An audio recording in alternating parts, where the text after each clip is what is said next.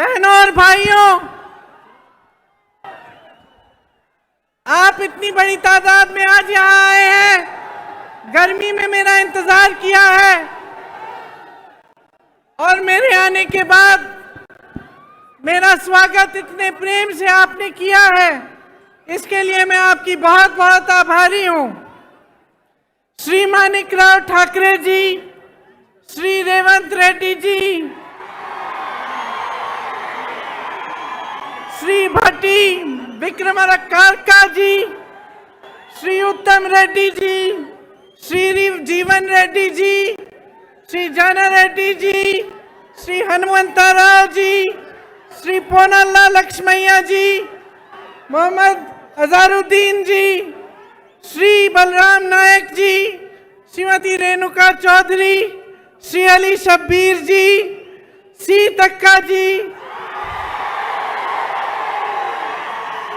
श्री मधु गौड़ जी, श्री जग्गा रेड्डी जी, श्री के राजू जी, श्री नरसिम्हा रेड्डी जी, वामसी जी, संपत जी, नदीम जावेद जी और रोहित चौधरी जी।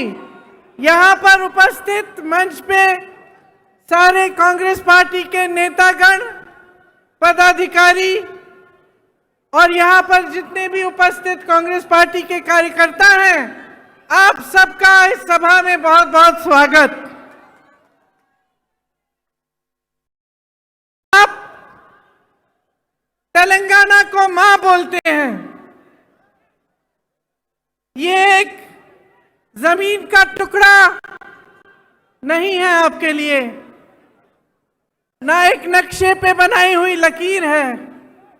ये आपके लिए वो धरती है जिसे आप मां समान मानते हैं, जिसके लिए आपके दिल में वो श्रद्धा है, वो प्रेम है और वो निष्ठा है जो एक बेटे या एक बेटी की अपने मां के प्रति होती है।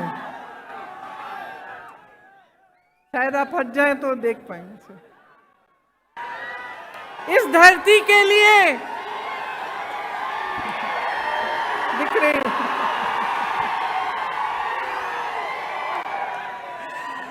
इस धरती के लिए सैकड़ों लोगों ने कुर्बानी दी। वीर श्रीकांताचार्य और सैकड़ों अमर वीरों ने तेलंगाना के लिए एक सपना देखा था और उस सपने के लिए उन्होंने अपना जीवन दिया। मित्रुलारा कोशिश करूंगी। तेलंगाना विद्यार्थी अमरवीरल्लू ए आकांक्षाल कोसम आत्म बलिदानल्लू చేసుకున్నారు। ठीक बोला? उनकी क्या इच्छा थी, उनकी क्या आशा थी? उनकी इच्छा थी, उनकी लड़ाई थी कि यहाँ के युवाओं के लिए रोजगार बने, कि आने वाली पीढ़ियों को अपना पूरा हक मिले, उनके साथ ज्यादती न हो। किसानों के लिए उन्होंने ये सपना देखा था कि उनको पानी मिले, फसलों का सही दाम मिले, कर्ज का बोझ न उठाना पड़े। अपनी बहनों के लिए ये सपना देखा था कि पूरी तरह से उन्हें भी अपना हक मिले और सारी सुविधाएं मिले। वारंगल, रेड्डी, नलगोंडा, करीमनगर, महबूबनगर जैसे शहर भी हैदराबाद की तरह विकसित हो, उनका नाम भी पूरी देश दुनिया में मशहूर हो। ये शहीद जिन्होंने तेलंगाना के लिए अपना जीवन दिया, ये चाहते थे कि बाबा साहेब अम्बेडकर, महात्मा फूले जी, कोमरम भीम जी का जो सपना है वो साकार हो। सबको सामाजिक न्याय मिले, सबको समान हक मिले। पूरे तेलंगाना का यही नारा था, नीरू निद्दलू नियमकालू। पानी, फंड्स और रोजगार, यही आप सबका नारा था। इसके लिए सैकड़ों कुर्बानियां दी गई।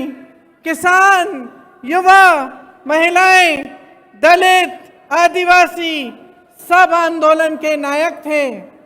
यहाँ की बेटियां इस आंदोलन के नायक थे। ऐसा कोई एक नेता नहीं था जिसने इस आंदोलन को आगे बढ़ाया। ये आपका आंदोलन था। तेलंगाना की धरती के बेटे और बेटियों का आंदोलन था। उन्होंने कुर्बानियां दी, उन्होंने आंदोलन किया और इन कुर्बानियों की वजह से आज हम तेलंगाना प्रदेश में खड़े हैं।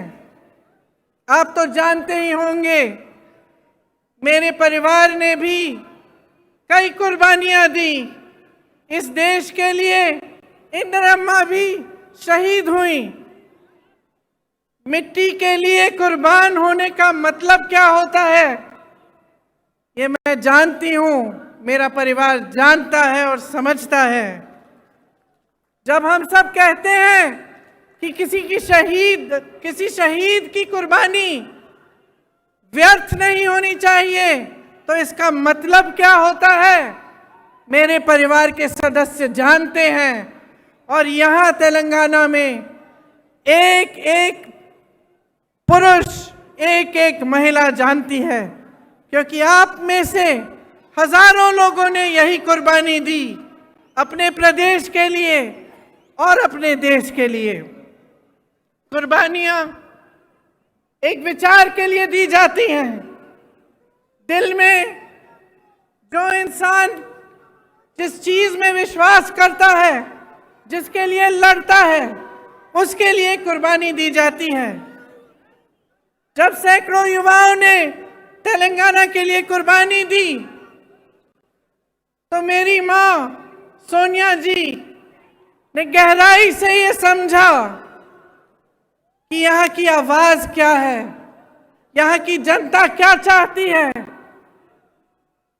और मुझे याद है कि एक सरल निर्णय नहीं था, एक तरह से एक मुश्किल निर्णय था, क्योंकि अगर सोनिया जी उस समय सत्ता के बारे में सोचती या अपनी पार्टी के लिए राजनीति के बारे में सोचती, तो शायद ये निर्णय नहीं ले पाती। लेकिन सोनिया जी ने आपके बारे में सोचा, आपकी इच्छा के बारे में सोचा, जो आंदोलन आपने बनाया था उसके बारे में सोचा, जो आप चाहते थे उसको सुना, समझा और तभी ये निर्णय लिया गया। तेलंगाना जब बना तो ये स्पष्ट था कि ये प्रदेश अपना रास्ता अपने आप तय करेगा। सबकी यही इच्छा थी और आशा थी कि एक मजबूत प्रदेश बनेगा, कि जितनी आशाएं आंदोलन में व्यक्त की गई थी, जितने बलिदान दिए गए थे, उनका आदर होता। और सब चाहते थे कि चाहे हमारी सरकार बने, चाहे किसी और की सरकार बने, लेकिन तेलंगाना एक नया प्रदेश बना है, अपने आंदोलन से उभरा है। इसमें सब किसान, दलित, आदिवासी, जनता, युवा सब शामिल हुए। तो हम सब चाहते थे कि कैसी भी सरकार आए, चाहे हमारी सरकार भी ना हो, लेकिन तेलंगाना के लिए कुछ अच्छा करके जाएगी और कुछ बनाएगी और आपको विकसित बनाने के लिए दिन रात काम करेगी। लेकिन अफसोस की बात है कि जो सपना और जो आपकी इच्छा थी नीरू निदलू नियमकालू की, वो अभी तक पूरी नहीं हुई। आज परिस्थितियां ये है कि सत्ताधारी नेताओं को ही पानी मिल रहा है। सारा फंड सत्ताधारी नेताओं को ही मिल रहा है और सारी जो नौकरियां हैं यहाँ के युवाओं को मिलने के बजाय उनके करीबियों और उनके दोस्तों को मिलती हैं। ये आपका सपना नहीं था। बीआरएस सरकार यहाँ एक शासन चला रही है जिसमें आपके सपने सरकार नहीं हो पा रहे हैं, साकार नहीं हो पा रहे हैं। उनको शायद ये लगता है कि ये प्रदेश उनकी जागीर है और वे इसके नए जागीरदार हैं, लेकिन इसके लिए आप नहीं लड़े। इसके लिए आपके बहनों, आपकी भाइयों ने बलिदान नहीं दिया। इसके लिए आपका आंदोलन नहीं चला। आपका आंदोलन इसलिए चला कि आपको अपना पूरा हक मिले, कि जितने रोजगार बन रहे हैं वो यहाँ के युवाओं और युवतियों को मिले। और इसीलिए जब बीआरएस की सरकार ने कहा कि वो आपको कर्ज मुक्त करना चाहती है और ये वादा दिया, 2.5 लाख किसानों पर आज भी 1.5 लाख रुपए का कर्ज है। 2.5 लाख किसानों पर, एक एक किसान पर कर्ज है और आपको अभी तक कर्ज मुक्त नहीं किया है, अपना वादा पूरा नहीं किया। 8,000 किसानों ने 2014 से लेकर आज तक आत्महत्या कर डाली। रोजाना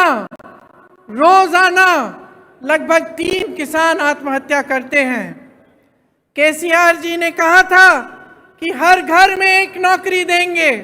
मैं आप सबसे पूछना चाहती हूं, आपके घरों में नौकरी मिली कि नहीं?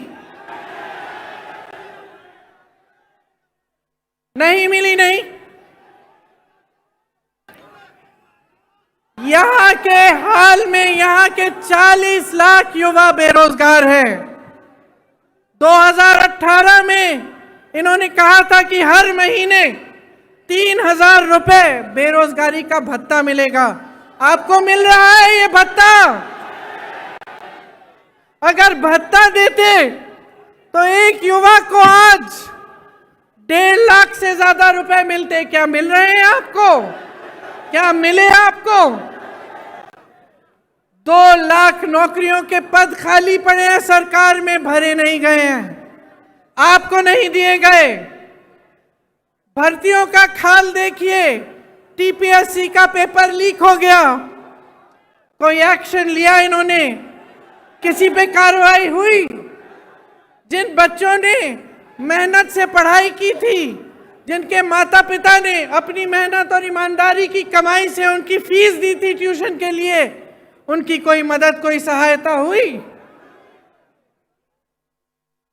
पिछले 9 सालों में 12 स्टेट यूनिवर्सिटीज में एक भी भर्ती नहीं हुई है।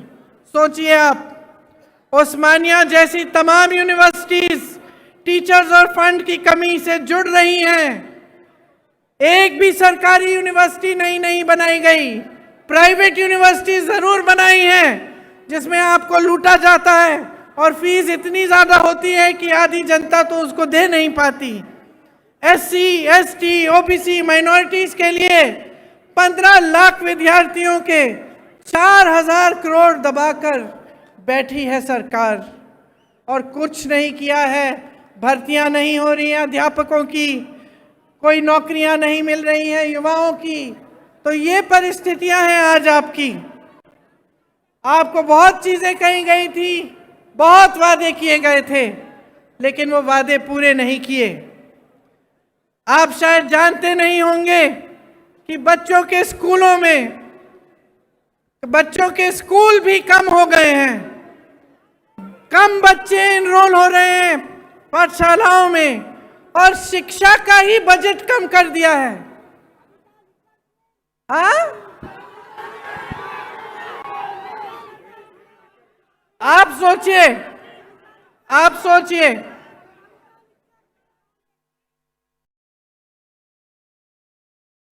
एक व्यक्ति पर कहीं ना कहीं से कर्ज है। हर व्यक्ति के ऊपर हजारों रुपए का किसी न किसी तरह से कर्ज है। आपका पैसा सारा कहां गया? आपकी संपत्ति कहां गई? जो बड़े बड़े सपने आपको दिखाए थे, जो आपकी आशाएं थी, जिसके लिए आपने आंदोलन किया, अपना एक नया प्रदेश बनाया, उन आशाओं का क्या हुआ? आपको एक ऐसी सरकार मिली जिसने आपके सपने तोड़े। तो अब आपको तय करना पड़ेगा बहनों और भाइयों, कुछ महीनों में यहां पे भी चुनाव आएगा। मैं हर रोज पिछले 2 हफ्तों से कर्नाटका में प्रचार के लिए जा रही हूं। आज आखिरी दिन है। वहां खूब भाषण देके आई हूं और क्या कहती हूं मैं वहां, आप भी सुन लीजिए कि देखिए, ये प्रदेश, ये देश आपका है, और खास तौर से तेलंगाना, जहां पे आपने, युवाओं ने बलिदान दिया इस प्रदेश को बनाने के लिए, ये आपका है। इसकी सुरक्षा, इसको संभालना, इसके भविष्य को मजबूत बनाना आपका भी कर्तव्य है। सबसे बड़ी जिम्मेदारी आपकी है। जब आप एक सरकार को चुनते हैं तो अगर आप जागरूक नहीं बनते, अगर आप ये नहीं देखते कि इस सरकार ने हमारे लिए क्या किया, कैसी स्कीम्स बनाई, हमारी आज परिस्थितियां कैसी हैं, पहले से सुधरी हैं कि पहले से ज्यादा मुश्किल परिस्थितियों में हैं हम, और उस जागरूकता के साथ आप नई सरकार नहीं चुनेंगे, तब नुकसान किसी नेता का नहीं होगा बहनों और भाइयों, नुकसान आपका होगा। नुकसान मेरी बहनों आपका होगा, आपके बच्चों के भविष्य का होगा। तो ये चीजें बहुत गहराई से आपको समझनी चाहिए। आपने अपना पूरा आंदोलन देखा। आज आप यहां पे जब मुझे कहते हैं कि मैं इंदिरा अम्मा जैसी एक नई इंदिरा अम्मा हूं,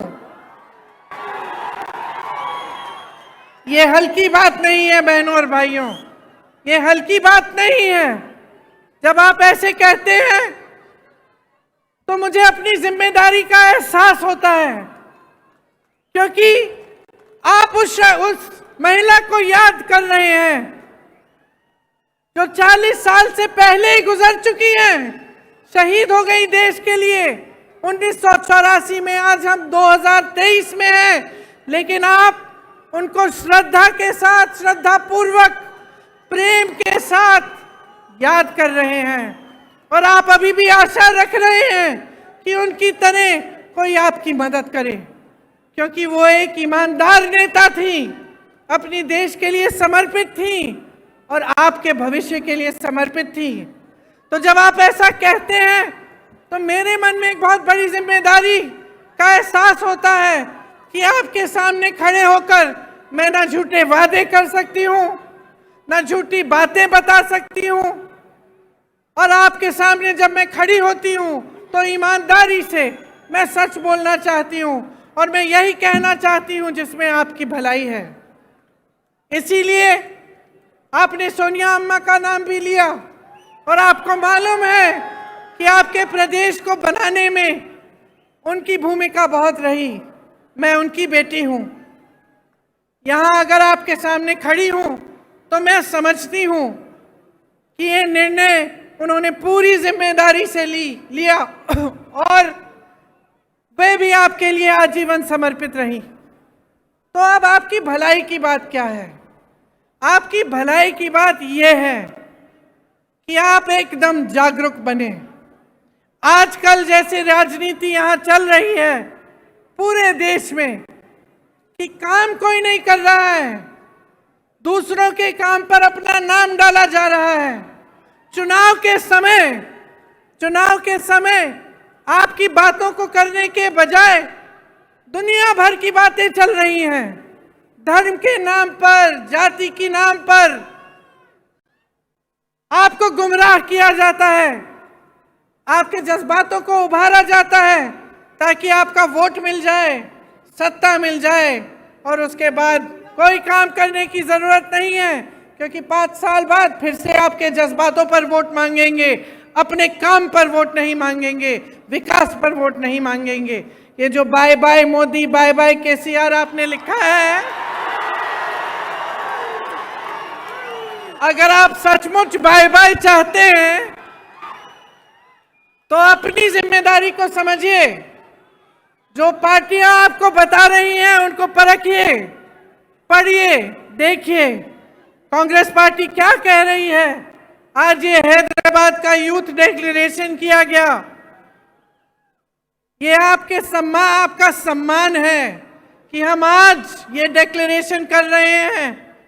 और हम सब नेता यहां बैठे हुए, सब जो यहां मौजूद हैं, इस डिक्लेरेशन के लिए आपके प्रति जवाबदेह बनेंगे।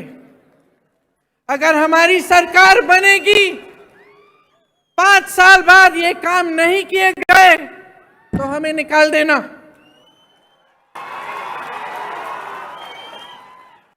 क्योंकि आज अगर हम सब ये इस मंच में बैठे हैं तो आपने बिठाया है, आपने बिठाया है, और इसका एहसास हम सबके दिलों में होना चाहिए। इस यूथ डिक्लेरेशन में ये कहा हमने कि आंदोलन में शहीद परिवारों के लिए, शहीदों के परिवारों के लिए एक सदस्य को जरूर सरकारी नौकरी मिलेगी। हम ये भी कह रहे हैं कि शहीदों के माता पिता या उनकी पत्नियां को 25,000 रुपए की मासिक पेंशन दी जाएगी। 2 लाख सरकारी पद जो आज खाली पड़े हैं, इनको 1 साल के अंदर अंदर हम भरना चाहते हैं और इसका पूरा प्रयास करेंगे। जो SC, ST, OBC का बैकलॉग है भर्तियों में, इसको हम पूरा करेंगे। भर्ती के लिए हर साल एक जॉब कैलेंडर बनाया जाएगा। इसमें आपको पता चलेगा कि भर्ती के इम्तिहान कब हैं और इनके रिजल्ट कब आएंगे, ताकि स्कैम्स और घोटाले कम हों। बेरोजगार युवाओं के लिए हर महीने 4,000 रुपए बेरोजगारी भत्ता हम कह रहे हैं देंगे। और ये उस तरह का भत्ता नहीं होगा जो आज तक आपने देखा नहीं है, जो KCR जी ने आपको वादा करके बताया था। हम ये निर्णय ले रहे हैं कि आपको मिलेगा, और ये हम पूरा प्रयास करेंगे कि जल्दी से जल्दी अगर सरकार बने तो ये काम शुरू होगा।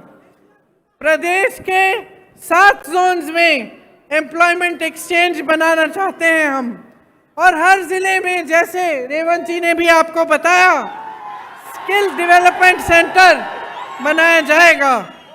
तेलंगाना में सरकारी सहायता पाने वाली प्राइवेट कंपनीज की भर्तियों में तेलंगाना के युवाओं को 75% आरक्षण मिलेगा। स्पेशल गल्फ सेल बनेगा, जिसमें जो गल्फ के देशों में रोजगार के रास्ते बनते हैं, उनकी सुविधा आपके लिए बनाई जाएगी। शिक्षा को बढ़ावा दिया जाएगा। इन्होंने शिक्षा की बजट कम की है। आप सोचिए कि किस तरह का भविष्य बनाना चाहते हैं आपके लिए, अगर स्कूल ही नहीं खुलवा रहे हैं, अगर शिक्षा की बजट कम हो रही है। SC, ST, OBC, माइनॉरिटीज और EWS के जरूरतमंद बच्चों के लिए फीस का रीइंबर्समेंट किया जाएगा। जो 4,000 करोड़ सरकार के ड्यूज हैं वो क्लियर किए जाएंगे। खम्बम, मेडक में नई इंटीग्रेटेड यूनिवर्सिटीज बनाई जाएंगी। शिक्षा प्राप्त कर रही 18 साल से ऊपर की लड़कियों को इलेक्ट्रिक स्कूटर मिलेगा। हाँ, ये मुझे भी पसंद है, ये वाला। नई IIIT बनाना चाहते हैं हम, वर्ल्ड क्लास की स्पोर्ट्स यूनिवर्सिटी। ये सब काम हम करना चाहते हैं। और इसके अलावा बहुत सारी चीजें इस यूथ के जो आपने ये जो डिसीजंस लिए हैं उसमें लिखे गए हैं। आप सबको पढ़ना चाहिए और सबको अच्छी तरह से समझना चाहिए। तो अंत में मैं सिर्फ इतना कहना चाहती हूं कि अगर आज आपको अपने भविष्य को बचाना है, अपने प्रदेश को आगे बढ़ाना है, अपने देश को गलत तरह की राजनीति से बचाना है और एक ऐसी राजनीति स्थापित करनी है जिसके लिए जनता सर्वोपरि है, तो आपको जागरूक बनना एकदम सबसे ज्यादा महत्वपूर्ण चीज यही है। आपको जागरूक बनना पड़ेगा। मैं यही मांगने आई हूं आपसे, बार बार आपसे मिलती रहूंगी, बातें करती रहूंगी, और मेरी इच्छा यही है कि जो सपने शहीदों ने, आपकी बहनों, आपके भाइयों ने आपके प्रदेश के लिए देखे, जिन सपनों को साकार करने के लिए सोनिया अम्मा ने और कांग्रेस पार्टी ने ये निर्णय लिया था, और जिस प्रदेश के लिए इंदिरा अम्मा ने दिन रात काम किया था, वो एक विकसित मजबूत प्रदेश बने जो पूरी दुनिया में मशहूर रहे। यही मेरी इच्छा और आशा है। आप सबने बहुत बहुत ध्यान से मेरी बातों को सुना, इसके लिए मैं आपको बहुत धन्यवाद देती हूँ, बहुत धन्यवाद देती हूँ। एक बार मेरे साथ कहिए, जय हिंद।